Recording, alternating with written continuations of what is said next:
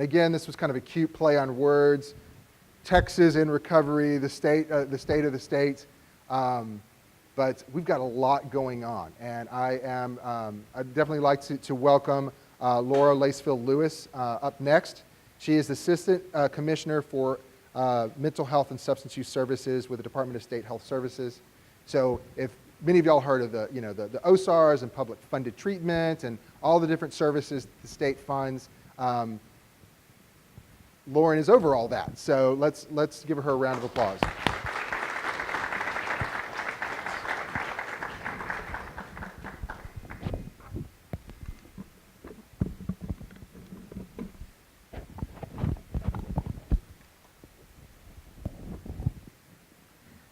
All right, so how are we doing with this?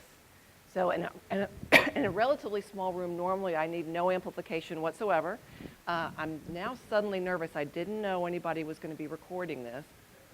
So I tend to roam around. Can you follow me, or should I try to be stationary? All right. So this will be a lot of fun for whoever's going to watch this later on, to watch the camera try to follow me. All right. It is early in the morning. It is Saturday morning, and so I, for one, have drank a lot of coffee. How are y'all doing? All right. Yeah, so trying to keep energy going for the first crowd that's coming in. It's always very exciting. I tend to be a little bit over-spunky, so usually they schedule me right after lunch when people are, starting to dip down with the energy. So I'm going to try my best to talk a little bit about what we've got going on in the state of Texas. And you're correct. One of the best things, I've got just a wonderful job. It's too much job. So if you think about the state hospital system in Texas, if you think about our substance abuse treatment providers, our substance abuse prevention providers, and our community local mental health authorities, that's all the things I have to say grace over. So it's a great job. It's a great state of Texas system. And so we're working really hard to build recovery in everywhere we can, all the way through that system. So I'm so excited to be here with you this morning. I'm going to do my best to kind of roll through some of the things we have going on just in regard to recovery and where we're going. Let's see. Oh, I got it. All right. So everywhere I go, and I think this won't surprise you, everywhere I go, my data people call it the flying eyeballs. And so we try to show people how we're doing on meeting the need. The takeaway for the next 4 slides is, do we have enough access to even traditional services for all the folks who really could benefit from access to treatment? What do y'all think?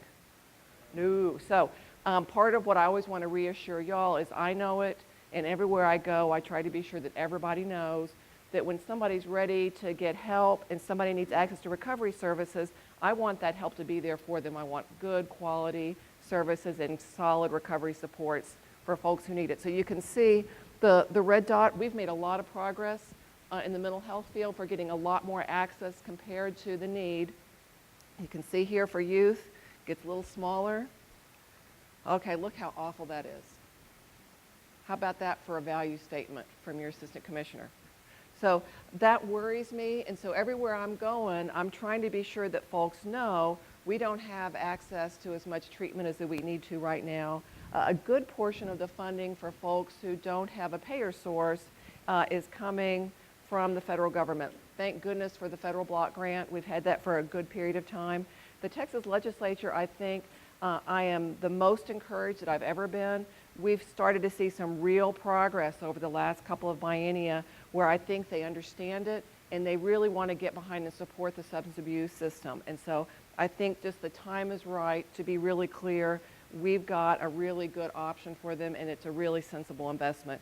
So I want to make sure you see, here's the other for the Texas youth who need access to substance use treatment. So again, we are not yet making those services available to people who need it. All right, just everywhere I go to, we have a mental health workforce shortage document that got produced last session, and so I'm not going to spend any time on this. There's a big old report that talks about, end of the day, whether it's mental health or substance abuse professionals, we don't have enough of those professionals. And so I think that's the message that people need to know. We need to continue to invest in our workforce, and real clearly, what we want is a workforce that's very diverse, and it can't just be the professional, traditional tracks. It needs to include peers and folks who really support recovery supports. And so I'm so excited that you are here. We're ramping up, right? and y'all are really important in helping bring more and more people into that fold because we absolutely need you. All right. This is a boring slide, but all right. But part of what I know is everywhere I go, where I go with my boring slides, everybody, I very frequently get people who say, can I have a copy of those slides? And they can pull the data for other things that they're doing. So it just talks a little bit about, we sometimes have workforce in places we don't need it, and we have a real gap in places where we do. We need more education. And the thing I would point out to y'all is if you're a person who has lived experience and is in recovery, there's formal education around really understanding recovery, and then there's the really marvelous education of working side by side with a person in recovery. There is no better education that you can give to somebody who may have gone through traditional training than working side by side with a peer. And so just know, formal, informal, you being there is a really big deal for really building a strong workforce. All right, and this is just a nod to, we're going to have folks talk a little bit more about the national picture. Is Texas doing something that doesn't fit with the rest of the nation? Absolutely not. We are a part and aligned with where the nation is going. Recovery is very important. Anywhere you look, everybody recognizes this is a big deal. It's an important deal. All right, so here's some numbers. Let's see how the camera doesn't follow me. I'll move this way. Am I keeping you all awake so far? All right. Yeah. All right, so sometimes I make people chant, but that just seems wrong this morning, right? All right. But you never know. If y'all start looking bored, we'll start singing, we'll start chanting. I'll dance a little if that's what it takes. All right. Anywhere you go, anywhere I go around the nation, other states, they are always taken aback. Texas has worked really hard to have a really robust peer network and to have a robust group of peers. And so, is everybody here today? I would love to have 600 people sitting right here today. We've got a lot of folks, hardworking peers all over the state of Texas. It's big numbers, 600 and 700 and 800 people who've been trained as peer recovery coaches. That's a big deal. There's lots of states across the nation. Admittedly, they're small, right? But they don't have the kind of successful record we've got going here in Texas. And so I think we really are poised to have a real explosion of recovery supports here in Texas. And so I really want to encourage you to realize we're really at that wonderful jumping off point, which I think could be just something really tremendous here. And we've got the infrastructure too. So in some states, if you're just kind of rolling in and saying, I would like to provide recovery supports, there's not necessarily an infrastructure there to support you and to educate you. You have those things, and so really making sure that people know that that infrastructure is there to support people doing a good job. So just in case folks don't know, and I bet you a lot of y'all know, what are peers doing? So here's kind of the top 5 things that's happening, whether you're a mental health peer or you're a substance abuse peer. Here's the kind of things that are happening. I'll tell you, for me, part of what I feel like most places I go, I talk about money, all right? And I think that helps me in some ways to be able to advocate for our system, is whether it's community mental health services, substance abuse treatment services, or recovery support services, all of those things, they're what people need, and it's the right thing to do, but it is saving the state of Texas money, and it saves us Texas money all the time. And so getting that word out is really important. And for me, if I'm running a state hospital system, do you know how much it costs to have somebody sitting in a state hospital for a whole year? Anybody know? It's somewhere in the neighborhood of $200,000, okay? It's inpatient care, right? So is it important to have access to inpatient care when you need it? Yes. Is it important to have access to detox and residential services if you need those services to get yourself going on recovery? Yes. Okay, so those are not cheap services.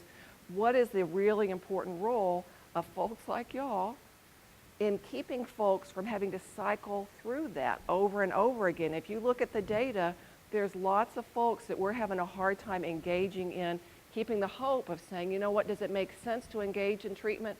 Absolutely. Can you recover? Yes, you can. Is this good stuff?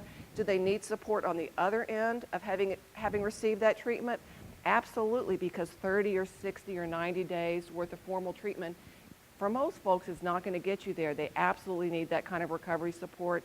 And for the person who's having to write the checks, and some really big checks, is every single person who can get the kind of support to have them do well in the community and not have to go back to some of those places. Oh, look, I got my first little tiny applause. Yay! All right.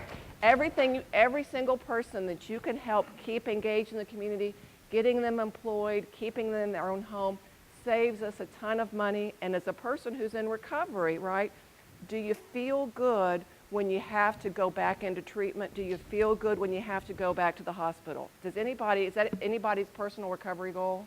No. You may need it, and part of your role may be connecting people with it, but it could not be more valuable on every level, the work that you're doing to keep people in the community. So I think when you look at those words that are up there, what I see is how do you engage people, keeping them in treatment when they need it, and providing them the support, and it's such a wonderful thing. All right. Can you tell I get excited about this stuff? I love recovery stuff.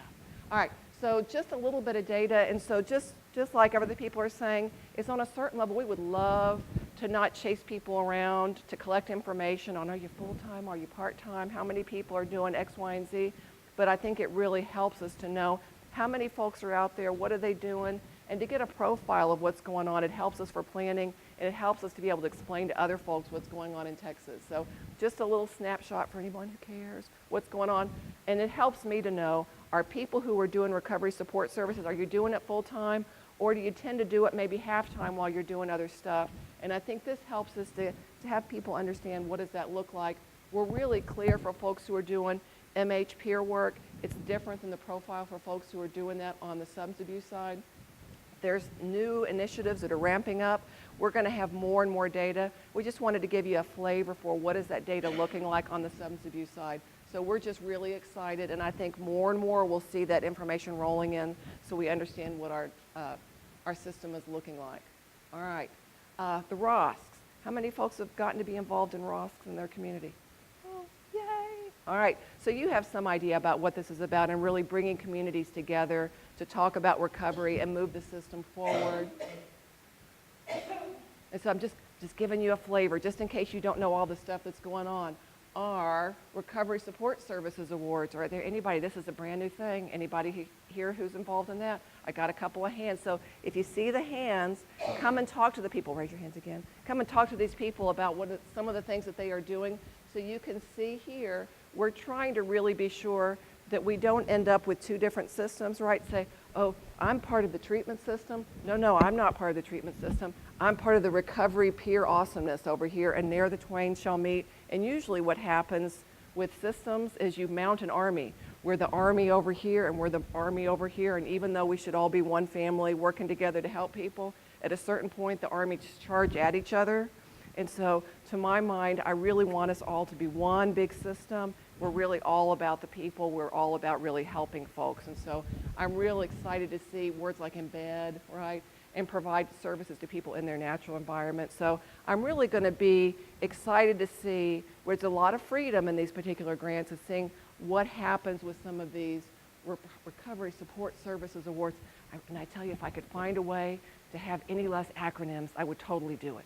So it's just killing me. So, and the bad thing is after I do this presentation about a dozen times, it'll just go rolling off my tongue as if everybody knows what an RSS is. So there you go. And so we've got just a little bit of some just tidbits for you. What's happened already? This is pretty new stuff. What have we got happening? You can read slides, right? There's lots of people who are getting lots of coaching, lots of supports, and so, but ask folks, it really, slides and bullets are not going to excite you, but just to give you a flavor, there's some exciting stuff happening. All right, youth recovery community. So this is kind of exciting, right? 8 communities of getting some funding, so have a look at that. We love our youth, and I think there's some exciting things. Sometimes people get nervous about engaging youth in recovery. Anybody who's a youth in the room who's all about youth recovery? All right, how exciting is it? It's good stuff, and we absolutely need some energy from people who are, you know, not 50 plus, right? Like yours truly, right? We got to have some young energy. So I've got a lot of energy for a gal who's heading into that next phase of my life, right, where your AARP cards are coming in the mail. Yeah, it hurts. It really hurts. So we need our youth. We need to find a way to really engage our youth in this movement. before the rest of us get all tired out. I think they have a message and they've got information that we all need to hear. All right. Just a little bit about peer reentry. We got a writer that came to us last legislative session that's having us look at what can we do to help folks who have gotten incarcerated. How do we re-engage them in the community? How do we use peers? And I think when you look over and over and over again, they say, we've got these services, but no one will take them, all right? And to me, who are the people who've got the answer to that problem? We've got the services, right? They don't want them. We got the services, they don't want them. Who are the people with the answer? Is it y'all, right? And I think we put a lot of fancy words out there, but I think that's why I really want to be sure people get it. If a person doesn't have hope and they do not believe that treatment services will work, we're going nowhere, right? And so I can go out there and get all the money, all the resources, build this great service delivery system, but if nobody wants no part of it, it does nothing, right? And so anyway, I can't tell you how excited I am about this. We are apparently scaring a number of folks who are not used to having kind of peers involved in this kind of process. And so that's part of what I think the state's going to work through is how can we be sure that the criminal justice system, when they say peers, right, are you saying you got a person who had an issue with addiction and you're going to have them help? Right? Are you saying you've got somebody who may have actually been arrested in the past and they're going to be part of the solution? Yes, they are. So we're working with folks, we're identifying barriers that we didn't necessarily know were there. And so I'm really excited to watch and see how this goes because I think job one for me is to have people not end up incarcerated when they don't need to, not end up in ERs when they don't need to. I want to get people into the kind of treatment they need. But job two is if you end up there, I really want to help you get back home as quick as possible and get you connected with the support that you need so that you can move forward with your recovery. So I think this is going to be real exciting to see this. It's a tiny little pilot, but I want it to be an awesome pilot. So if this pilot comes to a community near you, see, all I have to do is know a camera's there, and suddenly I'm tongue-tied. So if this pilot comes to your community, anything you can do to be a part of it, to support it, just from a personal perspective, please support it. Please be a part of it. We really need that kind of energy. All right, clubhouses. Anybody familiar with the clubhouses? All right, I got some clubhouse people here. So we're really excited to put our toe in the water for what can we do to support clubhouses. There's lots of good things that have been happening in clubhouses already in Texas and that will be coming in the future. So I think any opportunity we have to have a place where peers can come together and support each other is just tremendous. And so I'm really excited to be able to begin to support clubhouses in Texas and see that movement grow. Looking to the future. So there's lots of, fancy stuff on here, right? So integration is the word of the day, right? So we're all about, we want mental health and substance abuse and physical health care all to be there for a person because people don't exist in these separate silos. I think there's a lot of room between where we're at and where we need to be. A big part of what I think is going to help us get there for integration is actually having access, right? And so if you have this much access to substance abuse treatment right now, there's not a whole lot. So if you're making a stew, right, and I've only got 1 carrot to put in the stew, right, it's not going to feel like a whole lot of stew if I got 1 carrot and 1 hunk of meat and a whole lot of broth. And so what I'm really trying to do, and I've never tried that analogy, I have no idea why I just did that. So, right, but it's really hard to integrate things when you don't have a lot of it. So I think we've got some access issues, but certainly everywhere we've got access that's coming online, we need to think about wherever I go, I need to be able to get access to my things that relate to my general physical health care, things that relate to my mental health needs, and things that relate to my substance use recovery needs. All right, and we're probably getting close to my time. I'm a very chatty person. All right, so co-occurring issues. So, when I talk about co-occurring needs, so we need to all be educated, but I think, to my mind, we talk about recovery, we talk about stigma for all those folks out there. People really need to not have stigma about my issue, but I think here's the challenge I'm giving everywhere I go is let's really be sure we're not stigmatizing each other, right? So I may have issues with mental health, but at least I'm not one of those drug addicts, right? I may have issues with substance use disorders, but at least I'm not crazy. Does that resonate at all with folks? All right. And so I think I would just challenge you to just kind of listen. I'm listening to myself, and challenge each other to be sure we're all supporting each other as we move forward with these things. We're going to continue to work to build that community capital regarding recovery supports. We really want to increase our leadership, and I think I'm so excited that I can feel the momentum building, not just having on access to recovery supports, but really building tomorrow's leaders. And so we're getting more and more faces and more strengths behind leadership and having a really strong voice. And so we could not be more excited about that on behalf of the state of Texas. And then trauma-informed care. And so anytime you have an opportunity to get educated around some really the foundational issues around, a lot of us have experienced trauma in our life, and that is influencing a lot of things for the whole rest of your life. And I think understanding what that looks like for yourself, understanding it for others that we're working with, I think there's a lot to be gained by really having an appreciation of what the traumas that we've all experienced have wrought in our lives. And so, that being said, so I said, this is a little bit sweeter than I normally am. You're in our hopes and dreams. But I think there's a real nugget of truth there. I've got a lot of hopes and dreams for our service delivery system. I've got a lot of hopes and dreams for the people that we're trying to serve and support. And I think y'all are a big part of that. So you can see some of the fancy things we got up here. We've got fancy goals and dreams, but I will say the biggest part of my hopes and dreams is to really have peers and people who are in recovery really helping transform our system and helping people that we really want to help really understand there is reason to hope and there really is reason to believe in our service delivery system, and y'all are so important a part of that. So I'm so glad you're here. I'm excited about what you'll be doing over the next 2 days. I'm not sure exactly what they wanted me to do. I'm hoping this is what they wanted me to do today. Thank you so much for being here. Yay.